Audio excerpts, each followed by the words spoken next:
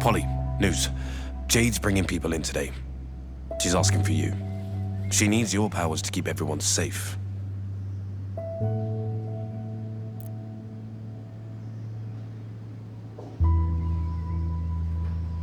I'll be there.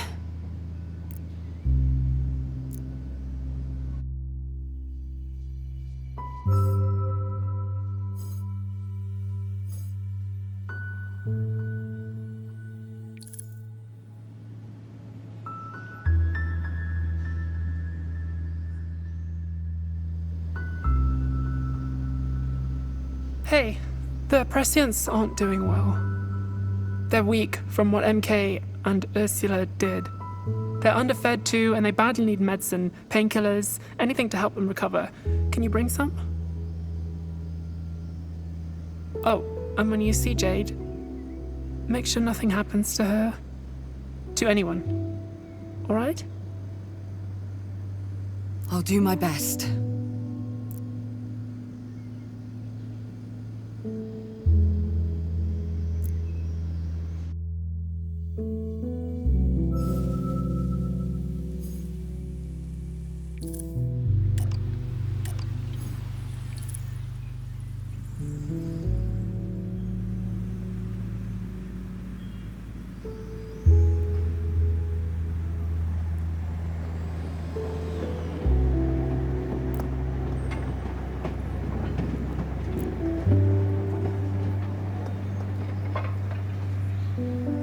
A new batch of people want to cross over. Every day, more people want to try to switch sides and join us, hoping things will get better if we win.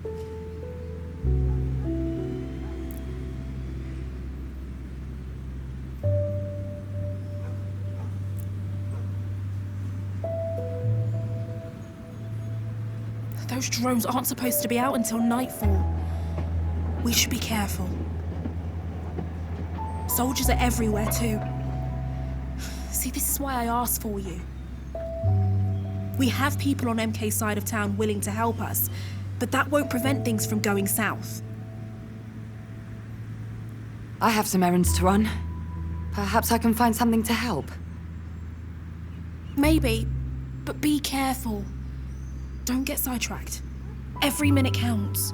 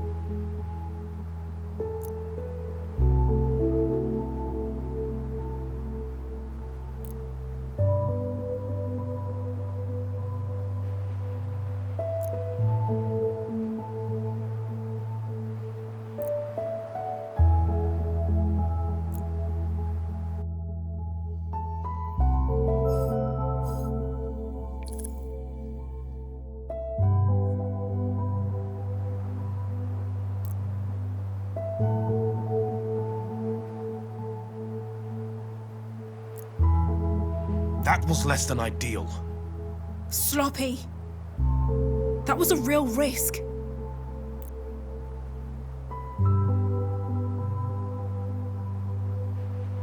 Dude, what a day. Up for a hug? Yes, please. But quickly. Feels stupid to ask, but how's everything? Not great. Right, gotcha. We do have plenty of space at the Naiads, at least. They're always open to you, you know. Oh, me? Well, what will the neighbors say?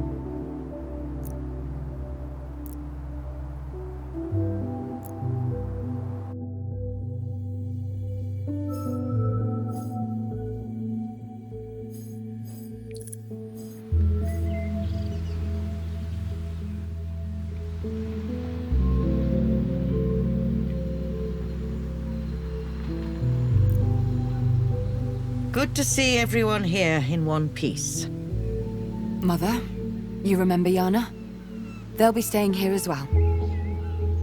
At last we meet again. Do make yourself at home, Yana. Your assistance has been very much appreciated. Thanks. I try.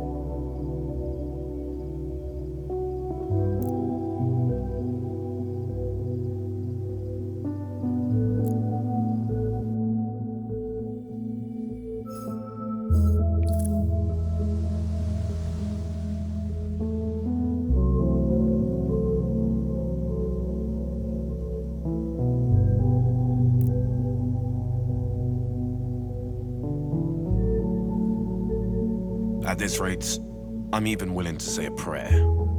Not certain who will hear it, especially with the revelation of Reverie, but it can't hurt.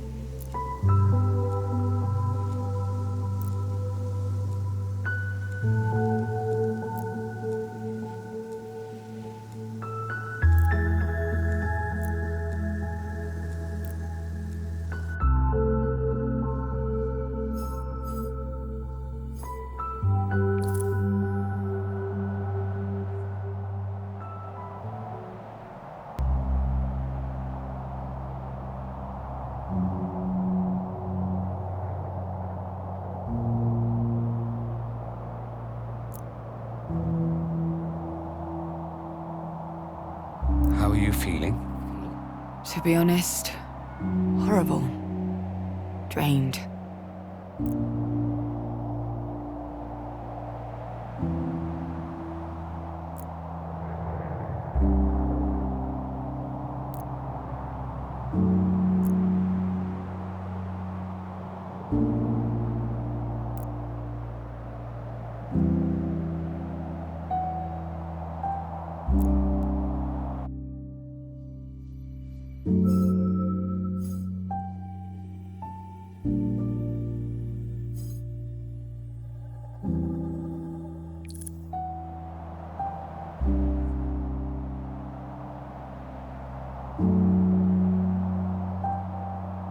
We're mourning, Laszlo. MK is targeting us, and they're hurting almost everyone on the island. They've tortured the Prescients.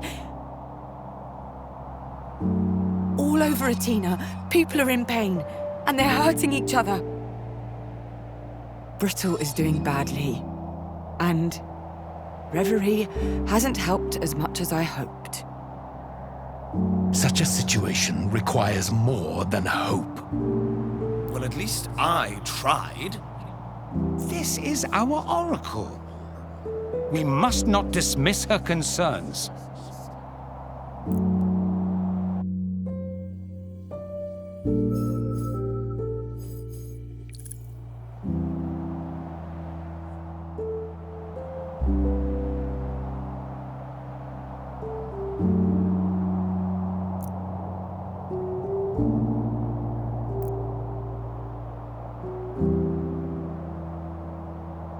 All of you, you're not good for each other, or your own world. The terrible vision I saw told me that much. Are our realms really meant to be symbiotic? Hold up. What are you saying? Oh, this is why they say to never meet your heroes, darling. It's natural to be disillusioned. You're correct that Reverie is imperfect and fallible. Indeed, brittle in its way. Your skepticism is not unwarranted, but neither is it productive at this stage.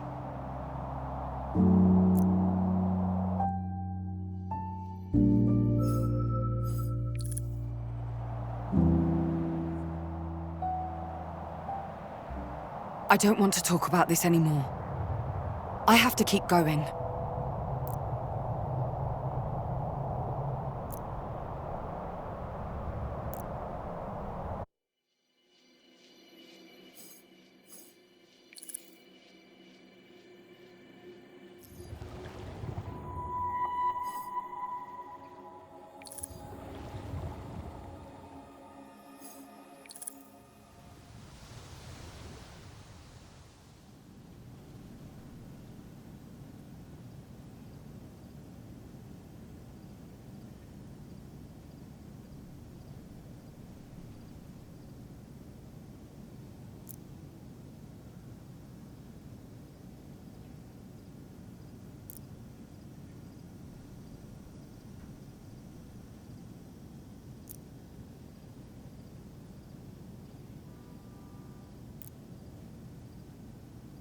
I think now is a good time to try boosting morale. Right before battles, great leaders often tell stories or make influential speeches. I'm not a leader, and definitely not a great one. May I remind you that you're the only one in touch with Reverie? Your scope of action is much larger than everyone else's. I don't doubt that it's uncomfortable, but people look to you for a reason.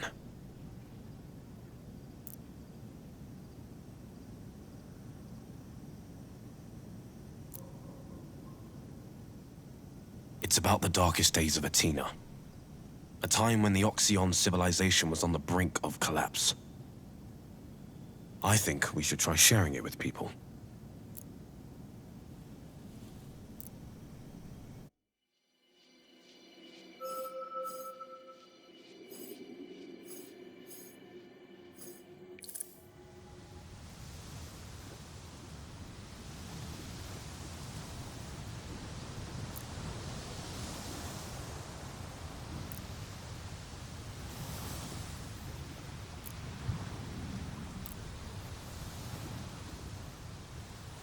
There was a war? In Reverie? Apparently. It doesn't go into details, but it seems the fall of the Oxyon culture set something off across the divide. The aspirations turned on each other. It was quite brutal, it seems. They never told me. I guess they didn't want to heap any more pressure on you. Me? You. The Oracle. They couldn't find a way to end the conflict, so they created the first Oracle. In turn, the Oracle chose a new heart, and the war ended.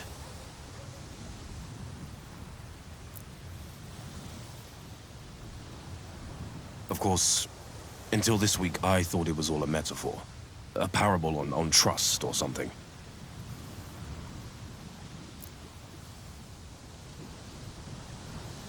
And here I was, thinking all copies of that little ditty were destroyed. I'll have to tell Power. It'll send him loopy.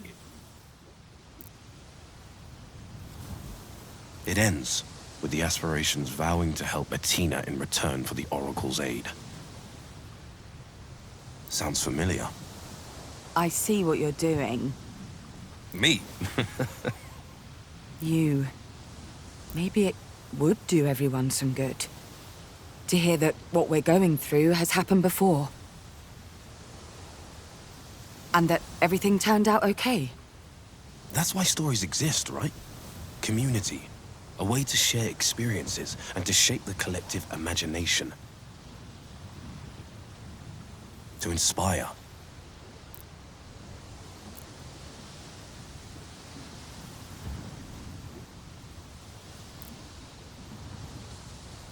You coming? Yeah. Just give me a minute. I think I'm going to go straight to the source on this one.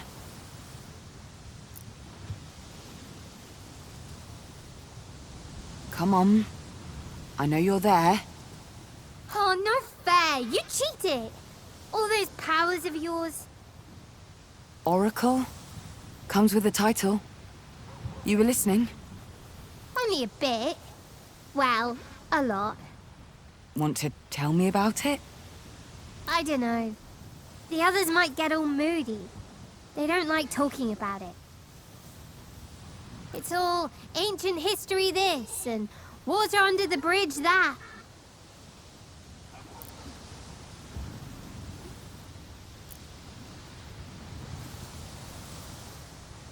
Then again, perhaps a story might not be the worst idea.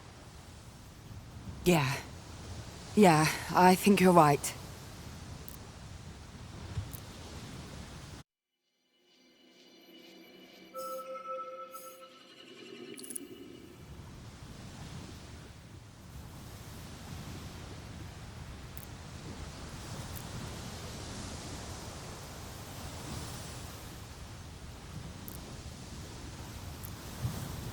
The stage is yours.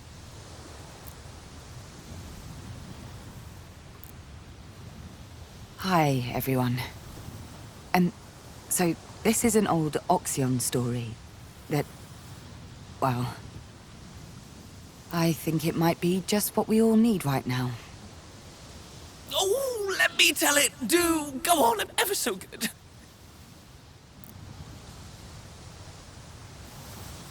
Pragmatic is my middle name. Not really, of course. It's Suzanne.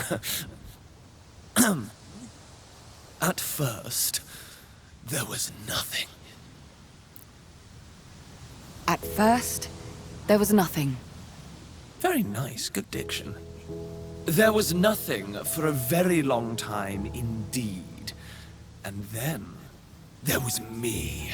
Chaos was born! The first aspiration born from humanity. You see, we're not creators, we're not gods, we're concepts. Your concepts, made real by the collective subconscious.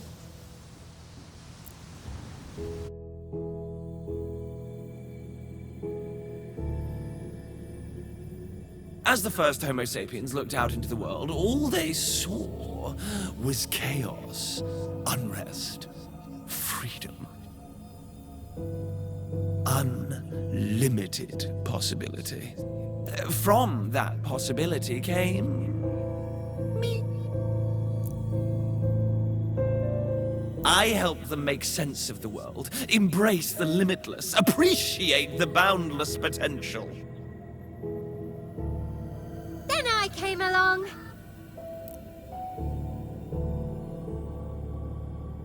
I taught humanity how amazing community could be. How sticking together made everything a little bit nicer, you know? Every time you lot take a new turn, one of us lot is born.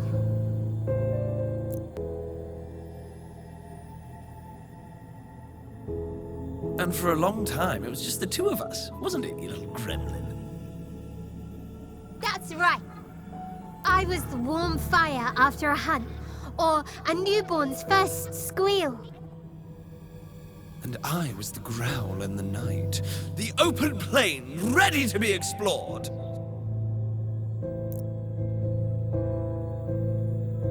And after that, well... Well, indeed. Things may have gotten a little out of hand.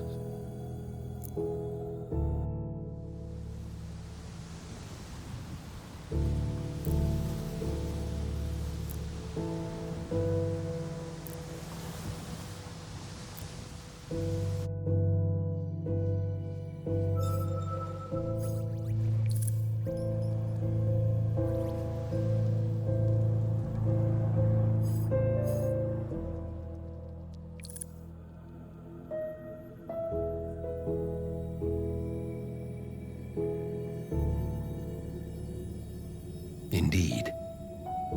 It was I who started the War of the Aspirations. Chaos believed that Reverie could exist without a heart, that communal rule was the way forward. I disagreed, of course. Rather vehemently, as I recall. But I did side with power. We needed order, not anarchy. Our responsibilities to Brittle are too great to gamble on one aspiration's wild flight of fancy. They disagreed with my disagreeing and sent their agents to co-opt my egregor supply. In turn, I sent my armies into their maze to rout them out of hiding. Armies. You've mentioned those before. The egregor are able to construct familiars, to split ourselves into 1,000 soldiers, if needs must. It took a great deal of effort, and Chaos's traps took even more. When I reconnected with Reverie, I thought I saw, images very much like that. Yes. Such actions echo across the ages, becoming forever etched into each of our histories. When we lost connection with Brittle, with our oracle, we feared such events might repeat themselves. Brittle and Reverie, two sides of the same coin. Reflections seen through a cracked mirror. If we cannot find our balance, neither will Brittle, and vice versa, of course. When we began to fight, so did your kind. Wars, disease, despotic leaders. Latina was engulfed in a flame of our making. Or we engulfed by theirs. The truth is a multifaceted thing. But now, MK, the state of Reverie, it's all happening again. Last time, what did you do? How did you stop the collapse? We found an island, the keystone between the two realms. Athena. And there we chose a mortal to become our conduit. The first Oracle. They were tasked with choosing the new heart. They chose the direction humanity would take.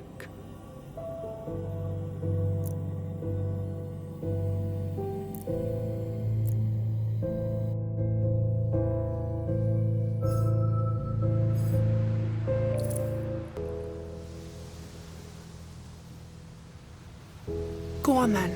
You've got them in the palm of your what's-it. Don't lose them. Maybe talk about the first Oracle. What were they like? Why did they choose who they chose?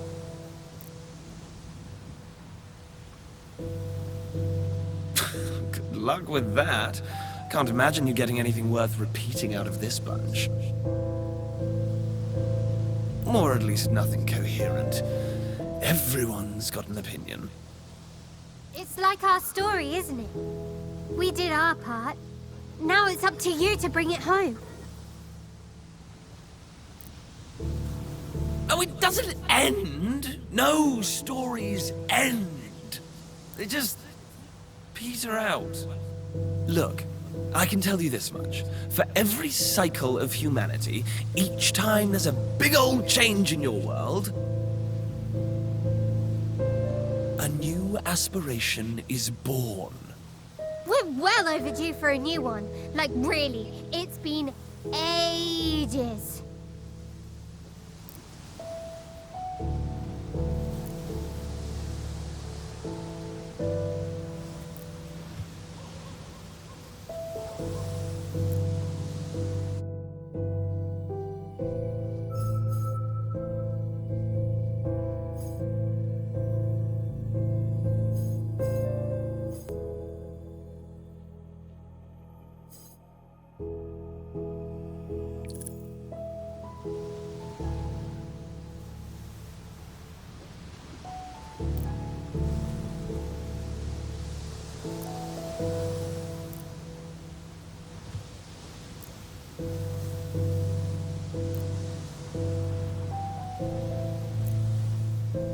You stopped. Is everything all right? Do you need to sit? A drink, perhaps? I must have left the pool light on. Blast. Who would he have chosen? I don't know. Truly.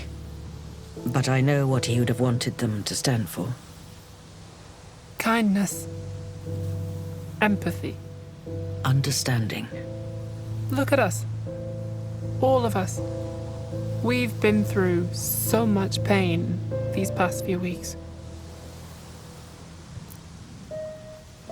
He'd have put an end to all that.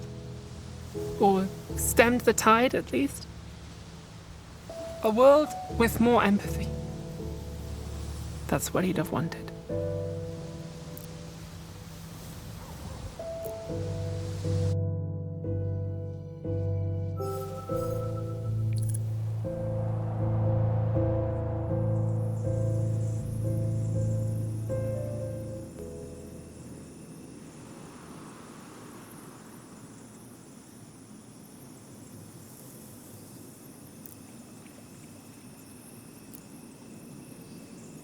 Who were the oracles?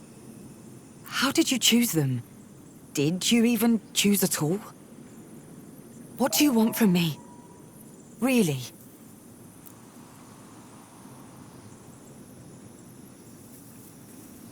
So, nothing's changed, has it?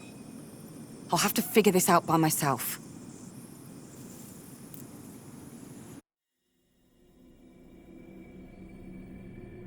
Harmony, wait!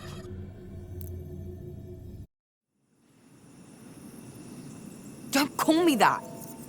The truth is, we chose the first Oracle out of desperation. We needed them. We needed their guidance. We needed an end to the war. An end we were unable to bring about ourselves. So that's all they were? A tool? Initially, yes.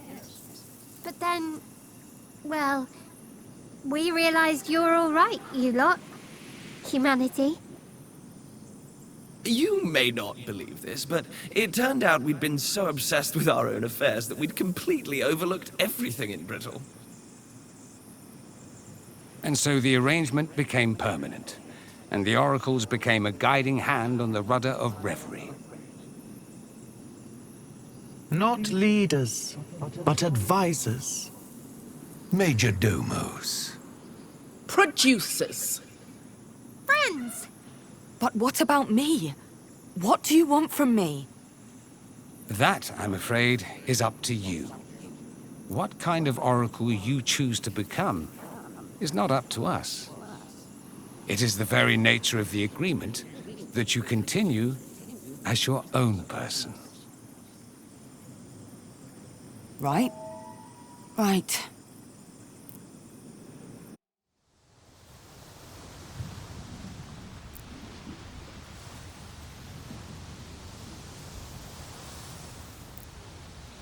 Well, in that case, I'm going to be...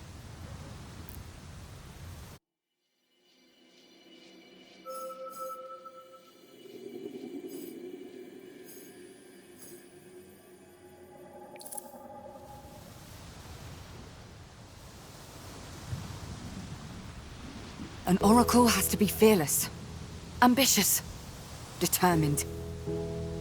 Every decision I make must be firm, with everything I have behind it. Change requires strength, and I have the strength to be an effective oracle.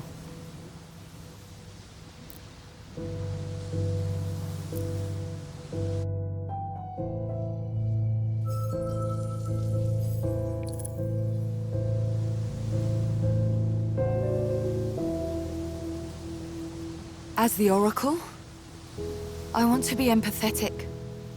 As the oracle, I want to feel what others feel, and consider how others will react. Every decision must be for the benefit of the many, not the few.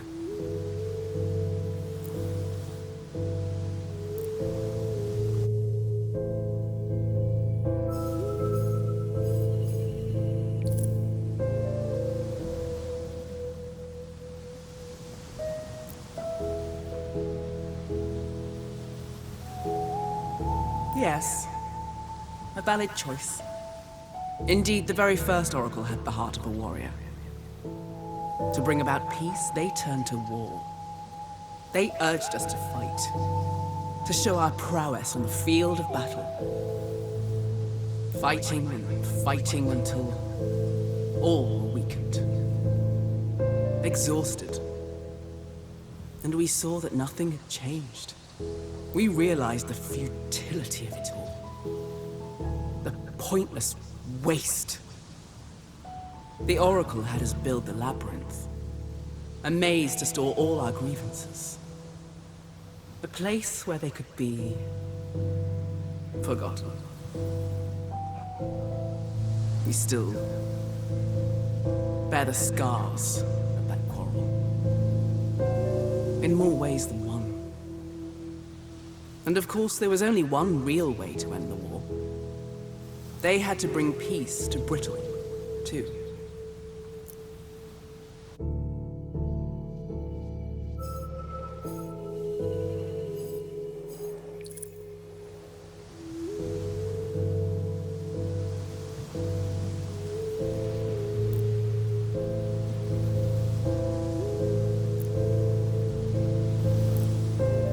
Did I say something funny? You looked like you were reading from a script, talking about the first oracle. I didn't realize. But I don't think any of it was particularly funny. Hey, what's so funny?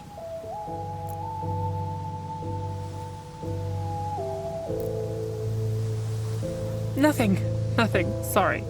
We just... Honestly, all the history is interesting, but it's not primetime stuff, you know?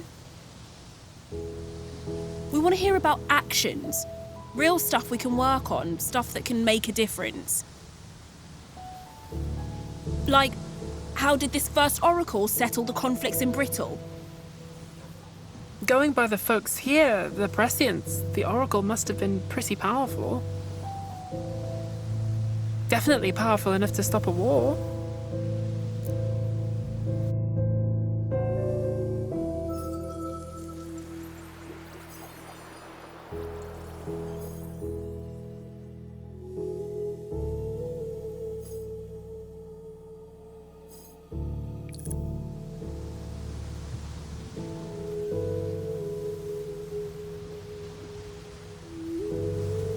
The first Oracle split their time between the realms.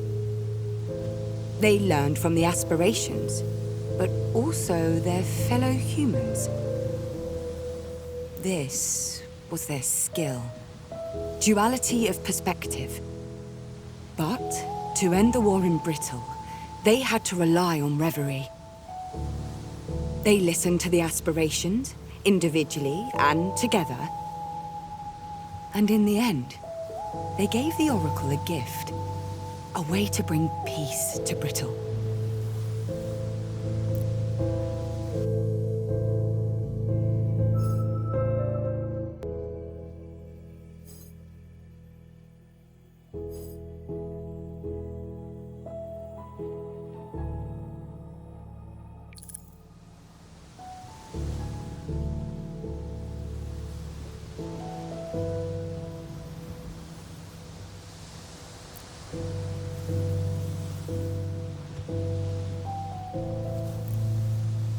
Wisdom.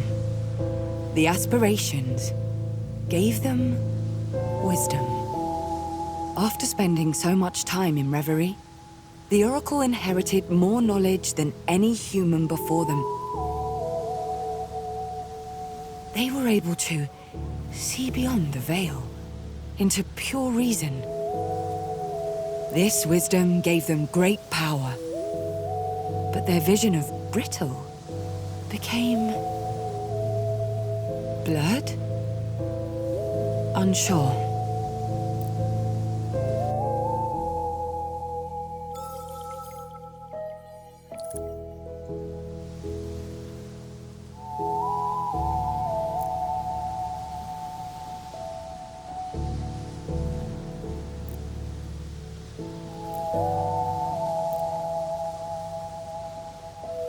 This was back when Atina was facing its darkest days.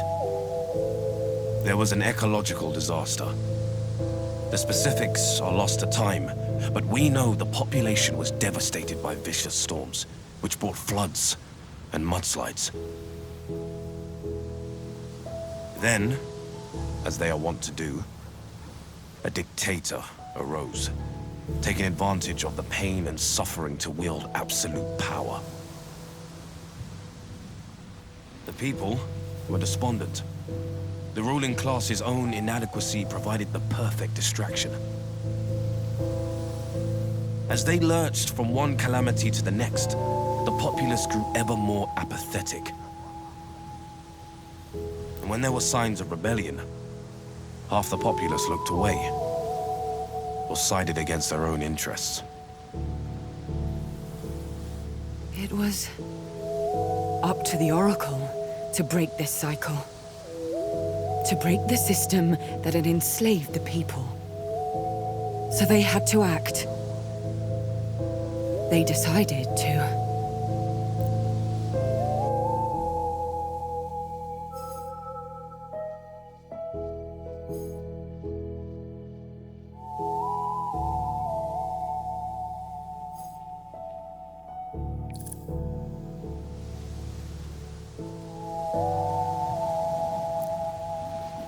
They decided to face the tyrant head-on. To fight.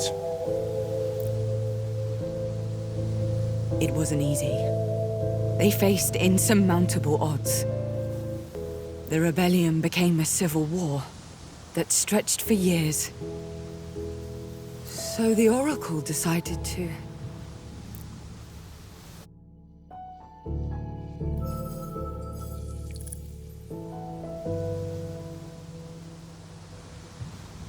The Oracle decided to try another path. They went to speak with the dictator. They spoke for days. Just the two of them. The tyrant and the conduit.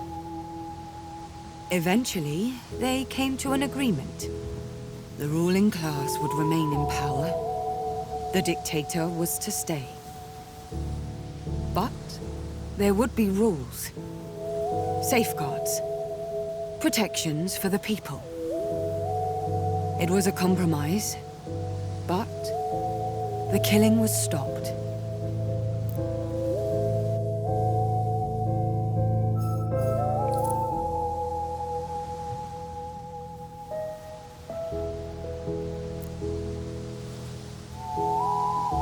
No one was happy, but everyone got to keep living.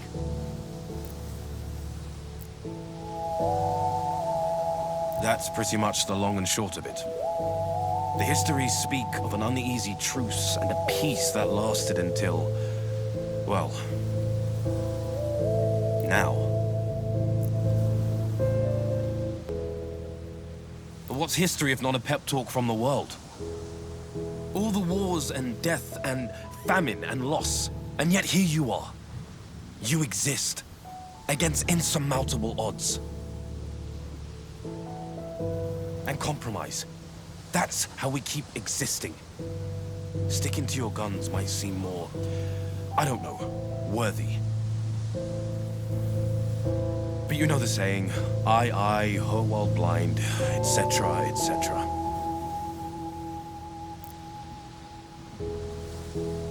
So who are you gonna choose? You have to choose, right? Which aspiration gets to be the new heart?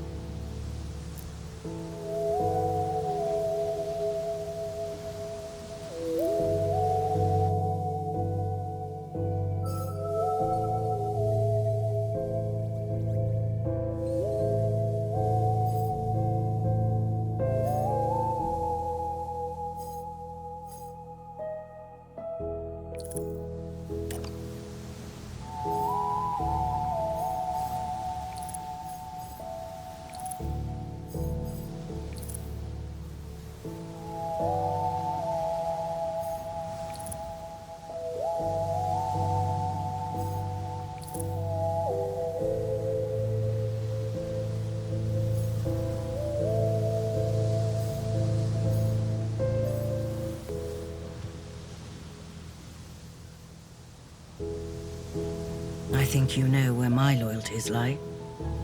Chaos. Yes. The unknown. The unrealized potential of just letting go. Of everything.